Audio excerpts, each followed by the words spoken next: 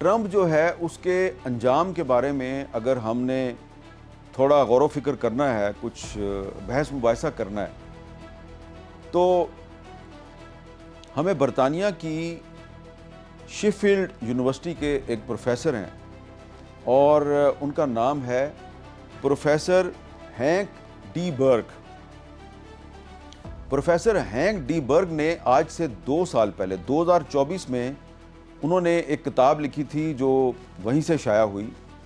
اور کتاب کا نام ہے Trump and Hitler a comparative study of lying, یعنی کہ جو پروفیسر ہینک ڈی برگ ہیں انہوں نے ڈونلڈ ٹرمپ اور جرمنی کا جو نازی لیڈر تھا، فاشسٹ لیڈر تھا ہٹلر، اس کا کمپیریزن کیا۔ ابھی نہیں، 2 سال پہلے 2 سال پہلے انہوں نے یہ کہا کہ ہٹلر اور ڈونلڈ ٹرمپ کے درمیان بہت سی مشترکہ خصوصیات ہیں، اور جو 2 بڑی خصوصیات بتائیں وہ یہ تھی کہ دونوں جمہوریت کی پیداوار ہیں۔ ابھی ٹرمپ دوسری دفعہ امریکہ کے صدر نہیں بنے تھے، صرف ان کی کمپین شروع ہوئی تھی۔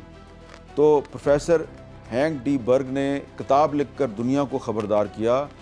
کہ دنیا والو، میں تمہیں وارن کر رہا ہوں کہ ڈونلڈ ٹرمپ جو ہے یہ دوسرا ہٹلر ہے۔ ہٹلر بھی جمہوریت کے ذریعے اقتدار میں آیا، ڈونلڈ ٹرمپ بھی جمہوریت کے ذریعے اقتدار میں ایک دفعہ آ چکا ہے، پھر دوبارہ آئے گا، لیکن اگر یہ دوبارہ اقتدار میں آیا تو یہ ہٹلر سے بھی بدتر ثابت ہوگا، کیونکہ ہٹلر اور ٹرمپ میں ایک بڑی خصوصیت ہے، مشترکہ خصوصیت۔ یہ دونوں جو ہیں یہ جھوٹ بہت بولتے ہیں، ڈس انفارمیشن پھیلاتے ہیں، فیک نیوز پھیلاتے ہیں، اور یہ نسلی منافرت،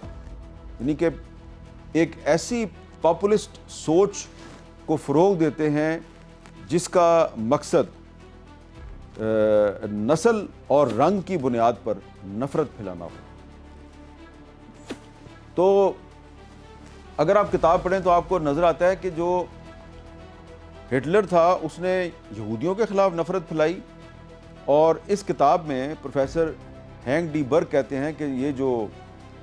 ڈونلڈ ٹرمپ ہے یہ مسلمانوں کے خلاف نفرت پھیلاتا ہے۔ تو 2 سال پہلے ایک برطانوی یونیورسٹی کے پروفیسر نے دنیا کو خبردار کیا تھا کہ اس سے ہوشیار رہو، ڈونلڈ ٹرمپ جو ہے اگر یہ امریکہ کا صدر بن گیا تو یہ دنیا کو اسی طرف لے کر جائے گا جس طرف ہٹلر اس دنیا کو لے کر گیا تھا، یعنی کہ اس نے دوسری جنگ عظیم شروع کی تھی۔ اور اب کمپیریزن یہ ہو رہا ہے کہ یہ جو امریکہ کا ہٹلر ہے ڈونلڈ ٹرمپ، کیا یہ دنیا کو ایک تیسری عالمی جنگ کی طرف لے کر جا رہا ہے؟ کمپیریزن شروع ہو گیا۔ مغرب کا ایک نہیں، یورپ کا ایک نہیں، امریکہ کا ایک نہیں، ہر دوسرا اخبار جو ہے اور ٹی وی چینل وہ ہٹلر اور ٹرمپ کے درمیان مماثلت تلاش کر رہے ہیں، کمپیریٹیو اسٹڈی ہو رہی ہے۔ پروفیسر ہینک ڈی برگ نے تو 2 سال پہلے کتاب لکھی تھی نا، اب تو کمپیریٹیو اسٹڈی ہو رہی ہے کہ جناب یہ تو ٹرمپ ہے، یہ تو دور جدید کا ہٹلر ہے، یہ تو امریکہ کا ہٹلر ہے۔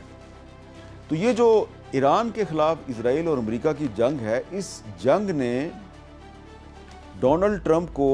امریکہ کے ہٹلر کے طور پہ پیش کیا۔ اب جو ہٹلر کا انجام تھا وہ آپ کو پتہ ہے کیا اس کا انجام ہوا تھا،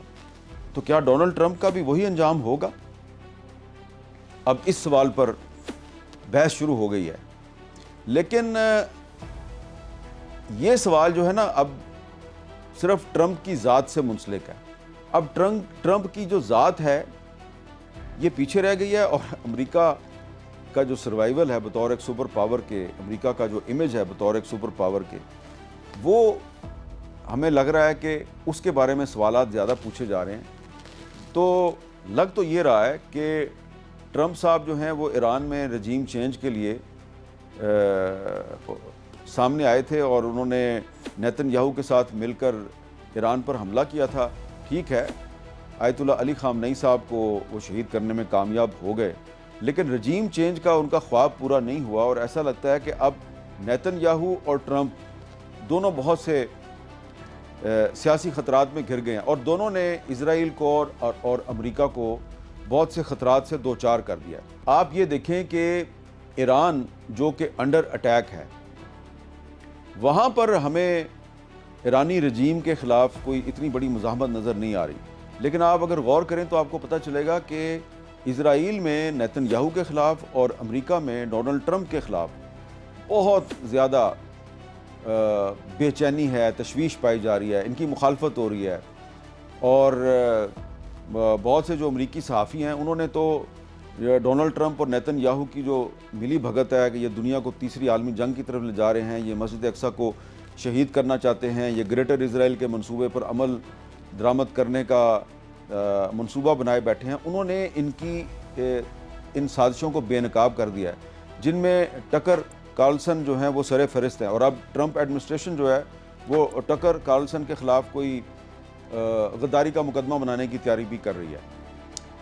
اور صرف ٹکر کارلسن کوئی اکیلے نہیں ہے، امریکہ میں بہت سے جو امریکی یہودی ہیں، آرتھوڈکس جوز کی جو بہت سی تنظیمیں ہیں، وہ بہت کھل کر ٹرمپ کی بھی مخالفت کر رہی ہیں، نیتن یاہو کی بھی مخالفت کر رہی ہیں۔ تو امریکہ کے اندر سے بھی ٹرمپ کی مخالفت ہو رہی ہے، یورپ جو ہے وہ ٹرمپ کی اس جنگ کا حصہ بننے کے لیے تیار نہیں ہے، لیکن انفارچونیٹلی افسوس کے ساتھ کہنا پڑتا ہے کہ مسلم دنیا میں کچھ ایسی حکومتیں ابھی تک موجود ہیں جو کہ ٹرمپ کے ساتھ کھڑی ہیں، ملا ان کو کچھ بھی نہیں ہے، اس میں سے ان کو ملا کچھ بھی نہیں ہے، یعنی کہ نہ کھایا نہ پیا، گلاس توڑا، 12 آنے جرمانہ بھی پڑ گیا، ٹھیک ہے جی، لیکن ملا ان کو کچھ بھی نہیں ہے، لیکن مفت کی بدنامی ان کو مل گئی ہے۔ اس صورتحال میں پاکستان پر بھی بڑا دباؤ تھا، اور اب ایک یہ سوال بھی بڑا اہم ہے کہ ایران کے وزیر خارجہ عباس اراغچی جو ہیں، انہوں نے پاکستانی عوام کا بڑا شکریہ ادا کیا ہے، ایک انہوں نے ایکس پر سٹیٹمنٹ جاری کیا ہے، اور انہوں نے پاکستانی عوام کا شکریہ ادا کیا ہے کہ آپ اس مشکل وقت میں ہماری حمایت کر رہے ہیں۔ تو ظاہری بات ہے، اس میں تو کسی کو شک کی گنجائش نہیں ہونی چاہیے کہ پاکستانی عوام کی جو بڑی اکثریت ہے وہ اس جنگ میں وہ سمجھتی ہے کہ ایران مظلوم ہے، وہ ایران کے ساتھ کھڑے ہیں۔ پاکستانیوں کی ایک بڑی اکثریت کا خیال تھا کہ جس طرح ماضی میں عرب اسرائیل جنگ ہوتی تھی تو پاکستان ہمیشہ عربوں کا ساتھ دیتا تھا، تو پاکستان نے جو 73 کی عرب اسرائیل جنگ تھی تو اس میں ذوالفقار علی بھٹو پرائم منسٹر تھے اس وقت، انہوں نے تو اپنی ایئر فورس بھیج دی تھی اور ایئر فورس نے عربوں کی مدد کی تھی۔ لیکن اب جب اسرائیل نے امریکہ کے ساتھ مل کر ایران پر حملہ کیا ہے تو نہ کسی عرب ملک نے ایران کا ساتھ دیا اور نہ ہی پاکستان نے ایران کی کوئی فوجی مدد کی، لیکن اس کے باوجود ایران کی طرف سے پاکستان کا شکریہ کیوں ادا کیا جا رہا ہے، یہ بڑا ایک اہم سوال ہے۔ وجہ اس کی یہ ہے کہ امریکہ اور اس کے جو اتحادی عرب ممالک ہیں ان کا یہ خیال تھا کہ کیونکہ پاکستان کا سعودی عرب کے ساتھ ایک دفاعی تعاون کا معاہدہ ہے، تو اگر اسرائیل کی طرف سے ایران پر حملے کے رد عمل میں ایران جو ہے وہ گلف کنٹریز پہ اور سعودی عرب پر حملہ کرتا ہے تو پھر پاکستان کو سعودی عرب کا ساتھ دینا پڑے گا اور پاکستان ایران پر حملہ کر دے گا۔ اب پاکستان کا ایران کے ساتھ کوئی 850-900 کلومیٹر کا بارڈر ہے، تو پاکستان کے لیے ایران پر حملہ کرنا تو بڑا آسان ہے، لیکن آپ یہ بھی دیکھیں کہ پاکستان کے عوام کا سینٹیمنٹ کیا ہے، پاکستان میں پبلک اوپینین کیا ہے۔ بظاہر پاکستان میں کچھ چند لوگ ایسے ہیں جو کہ ایران پر حملے کے بعد ہمیں خوش نظر آ رہے تھے، خاص طور پہ جب ایران نے جوابی حملہ کیا سعودی عرب پر اور کچھ گلف کنٹریز پہ، تو انہوں نے یہ کہا کہ پاکستان کو چاہیے کہ وہ ایران پر حملہ کر دے، لیکن پاکستان اور سعودی عرب دونوں نے حکمت کا مظاہرہ کیا، اور سعودی عرب نے کوئی پبلکلی یہ ڈیمانڈ نہیں کی پاکستان سے کہ آپ ایران پر حملہ کریں، بلکہ اس میں ترکی جیسے کچھ ممالک جو ہیں انہوں نے کوشش کی کہ سعودی عرب اور ایران جو ہیں وہ ایک دوسرے کے آمنے سامنے نہ آئیں، تو یہاں پہ فالس فلیگ آپریشن شروع ہو گئے۔